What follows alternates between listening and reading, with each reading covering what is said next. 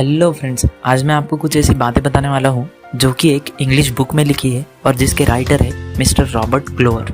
उन्होंने बताया है फ्रेंड्स कि जब भी हम किसी के सामने टू नाइस या बहुत अच्छा बनने की कोशिश करते हैं, उनकी मदद करते हैं, हमेशा उनकी हेल्प के लिए रेडी रहते हैं या फिर उनकी बातों में हाँ मिला लेते हैं, हमेशा उन्हें हाँ बोलते हैं, तब हमारे साथ क्या क्या नुकसान होता है। टू नाइस या फिर बहुत अच्छे पर्सन को लोग सिर्फ उनके सामने अच्छा बोलते हैं फ्रेंड्स। ऐसे लगता है जैसे कि उनकी वो रिस्पेक्ट करते हैं, लेकिन असल में वो उसे एक इडियट समझते हैं। इस बुक में लिखी गई कुछ बातें मैं आज आपसे शेयर करने वाला हूँ कि कैसे ज़रूरत से ज़्यादा अच्छा होना या फिर टू नाइस बनना हमारे लिए घातक होता है। सो फ्रेंड्स, अगर आप भी एक अच्छे व्यक्तित्व के इंसान हैं या फिर टू नाइस पर्सन हैं तो ये बातें हमेशा ध्यान में रखिए ताकि लोग आपका फ़ायदा ना उठा सके। सो सबसे पहली बात फ्रेंड्स, हमेशा खुलकर बोलना। जो टू नाइस पर्सन होते हैं या फिर जो अच्छे व्यक्ति होते हैं वो खुलकर किसी बात को बोल ही नहीं पाते हैं फ्रेंड्स।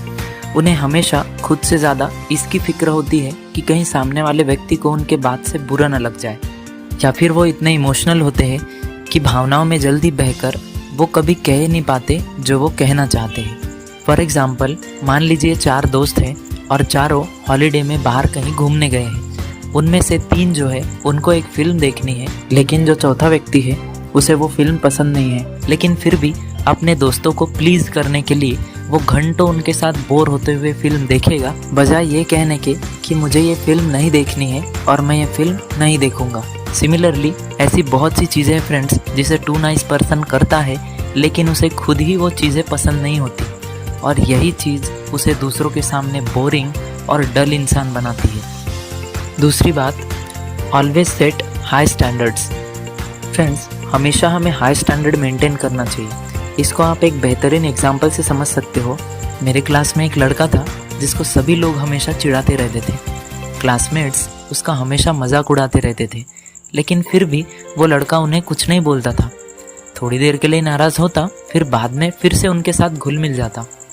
लेकिन जब भी बाकी के लोगों को उससे काम पड़ता था वो उससे मीठी मीठी बातें करते और फिर अपना काम करवा के ले लेते थे, स्पेशली लड़कियां, और बदले में वो लड़का भी उनका काम कर देता था ताकि वो लोग उसे अच्छा कहे और लड़कियां उसे पसंद करें।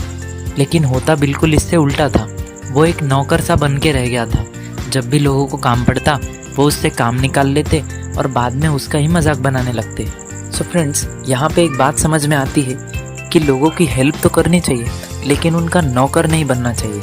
आप एक लिमिट सेट कर दीजिए कि यहाँ तक ही मजाक मैं सहन करूँगा, इसके आगे मैं मजाक बिल्कुल भी सहन नहीं करूँगा। हाँ, दोस्तों में मजाक होती है, लेकिन बार बार अगर आपके ऊपर ही जोक बनाए जा रहे हैं, आपका ही मजाक उड़ाया जा रहा है, आपको ही टारगेट किया जा रहा है, तो फ्रेंड्स वहाँ पे गुस्सा होना बहुत ज़रूरी है। और जब आप अपनी लाइफ में ऐसा एटीट्यूड लाते हैं ना फ्रेंड्स, तब आपके लोग रिस्पेक्ट करते हैं, तब आपको लोग वैल्यू देते हैं। तीसरी बात, पुट योर नीड फर्स्ट। अपने आप को पहले प्रायोरिटी दो, बाद में दूसरों की बात सोचो। एक बहुत ही सक्सेसफुल बिजनेसमैन थे। उनकी लाइफ में सब कुछ अच्छा था, लेकिन वो खुश नहीं रहते थे। उन्हें अपना हर काम बेमतलब का लगने लगा था और जिसके वजह से वो डिप्रेशन में तक जाने लगे थे। इसी के चलते वो एक कंसल्टेंट के पास जाते हैं और अपनी सारी प्रॉब्लम्स उन्हें बताते हैं। उनके पास सब कुछ था, अच्छा घर था, अच्छी फैमिली थी, बहुत सारा पैसा भी था, लेकिन फिर भी ना जाने क्यों वो खुश नहीं रहते थे। कंसल्टेंट ने सारी बातें सुनी और फिर बिजनेसमैन को एक सवाल पूछा कि आप अपने खुद के लिए क्या क्या करते हैं। उन्होंने 2-3 चीज़ें बताई भी जो कि वो खुद के लिए करते हैं, जैसे घूमना, कहीं बाहर पार्टी में जाना या फिर शॉपिंग करना एट्सेट्रा। लेकिन थोड़ी और बातचीत करने पर यह पता चला कि ये सारी चीज़ें भी वो अपनी फैमिली के कहने पर करते हैं या फिर उनके लिए करते हैं, वो खुद के लिए कुछ भी नहीं करते। इसके बाद कंसल्टेंट ने सारी बातें सुनी और उन्हें एक सजेशन दिया कि आप काम के बाद भरपूर नींद दें और दिन में चाहे आधा या 1 घंटा ही क्यों ना हो अपने आप के लिए टाइम दें। और उस टाइम में ना ही आपको फैमिली के बारे में सोचना है और ना ही आपके काम के बारे में, ना ही कोई मीटिंग और ना ही कोई कॉल। उस टाइम में आप अपनी कोई हॉबी प्ले कर सकते हो या फिर शांत कहीं बैठ सकते हो, कोई लाइब्रेरी में जाकर बुक पढ़ सकते हो, एक्सरसाइज कर सकते हो। इस रूटीन को कुछ दिन फॉलो करने के बाद अब बिजनेसमैन को समझ में आने लगा था कि वो अब अपनी लाइफ में खुश रहने लगे हैं, अपने आप को वक्त दे रहे हैं, अपनी लाइफ से प्यार करने लगे हैं। इस छोटी सी स्टोरी से ये समझ में आता है फ्रेंड्स कि हम अधिकतर लोगों को खुश करने के लिए काम करते हैं, जबकि इस बीच में हम ये भूल जाते हैं कि हमारे लिए हमें खुशी देने वाली चीज़ें कौन सी हैं। हमें सबसे पहले ये समझना चाहिए फ्रेंड्स कि हम खुद अपनी खुद की लाइफ के लिए कितने इम्पोर्टेंट हैं। फोर्थ, स्टॉप फियरिंग कन्फ्रंटेशन, जिसका मतलब होता है कि टू नाइस जो पर्सन होते हैं वो हमेशा डरते हैं किसी का सामना करने से, वो खुलकर मुकाबला नहीं करते। अगर आप किसी रेस्टोरेंट में जाते हो और खाना कितना भी लेट आए, कितना भी जला हुआ है, कितना भी ख़राब है, अगर आप उस रेस्टोरेंट के मालिक को कुछ नहीं बोलते हो, इसका मतलब आप कोई सीन क्रिएट नहीं करना चाहते। आप इस बात से डरते हैं कि अगर आपने उस खाने की शिकायत रेस्टोरेंट के मालिक से की तो लोग आपके बारे में क्या सोचेंगे। हाँ, कुछ लोग होते हैं जो बिना वजह भी सीन क्रिएट करते हैं, बिना वजह वेटर पे चिल्लाते रहते हैं, बेवजह ड्रामा करते हैं। मैं उस बात को नहीं बोल रहा हूँ फ्रेंड्स, लेकिन जहाँ पे बोलने की ज़रूरत है वहाँ पे आपको बोलना चाहिए, बिना इसके परवाह किए कि लोगों के सामने आपकी इमेज कैसी जाएगी। फ्रेंड्स, मैं आपको ऐसी कोई भी बात नहीं बताता जो मैंने खुद पर्सनली एक्सपीरियंस ना किया। सच कहूँ फ्रेंड्स, तो मैं भी पहले एक ऐसा ही स्टूपिड था जो मेरे साथ कुछ भी और कभी भी हो जाए मैं किसी को कुछ नहीं बोलता था, चुपचाप सहन कर लेता था। लेकिन ये सब गलत है फ्रेंड्स। इसलिए फ्रेंड्स, जो भी चीज़ें आपको अनकंफर्टेबल लगती है उससे दूर मत भागो, आप उसे फेस करो, उसका सामना करो। यह आपको ग्रो करने में मदद करेगा। फिफ्थ और जो लास्ट मिस्टेक है फ्रेंड्स, वो है प्लीजिंग एवरीवन एवरी टाइम। इसका एग्जाम्पल ऑथर ने बहुत अच्छी तरीके से दिया है फ्रेंड्स। एक डेविड नाम का आदमी जो कि बहुत अच्छी कंपनी में काम करता है, जो कि फाइनेंशियली बहुत रिच है, उसकी एक फैमिली भी थी जिसमें उसकी पत्नी और उसके बच्चे रहते थे।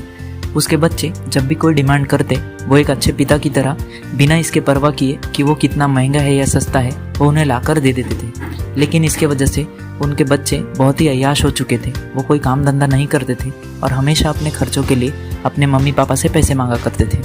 डेविड बहुत अच्छा पर्सन था फ्रेंड्स। वो अपने फ्रेंड्स की भी मदद करता था जब भी उन्हें कोई फाइनेंशियली प्रॉब्लम होती थी। उसने बहुत सारे लोगों की मदद की थी, लेकिन एक बार उसे कोई सीरियस बीमारी हो गई और जिसके वजह से उसे हॉस्पिटल में पता चला कि उसे हर महीने बहुत सारा खर्चा आने वाला है उसके इलाज के लिए। तब उसने अपने सारे दोस्तों से पैसे वापस मांगे। तब किसी ने उसकी कोई मदद नहीं की फ्रेंड्स। सभी फ्रेंड्स ने कोई ना कोई बहाना बना दिया और उसे पैसे नहीं दिए।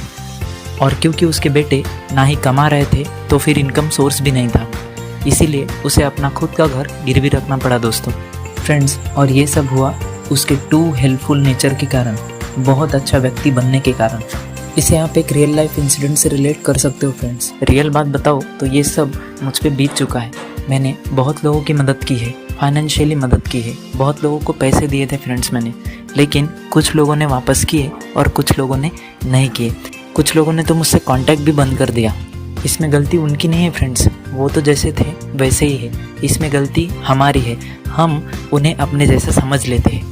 इसीलिए फ्रेंड्स, हमेशा सबकी मदद करना, सबकी हेल्प करना, सबको हमेशा प्लीज़ करना हमारे लिए बहुत नुकसानदायक होता है। फ्रेंड्स, मैं ये नहीं कहता कि आप किसी की हेल्प मत करिए, आपका हेल्पफुल नेचर बहुत अच्छा है, लेकिन ये बात आप हमेशा ध्यान में रखिए कि आप सिर्फ उन्हीं को हेल्प कीजिए जिनको सीरियसली हेल्प की ज़रूरत है। फ्रेंड्स, ये सारी बात मैंने आपको नो मोर मिस्टर नाइस गाय इस बुक से बताई है और मुझे लगता है कि ये बुक हर एक इंसान को एक बार ज़रूर पढ़नी चाहिए। अगर आपको ये सारी बात जो आज मैंने आपको बताई है ये समझ में आई है और आपको अच्छी लगी तो फ्रेंड्स, इस वीडियो को लाइक और चैनल को सब्सक्राइब ज़रूर करें और ऐसे ही अमेजिंग वीडियोस के लिए ग्रीन सिग्नल को देखते रहिए। तब तक के लिए अलविदा।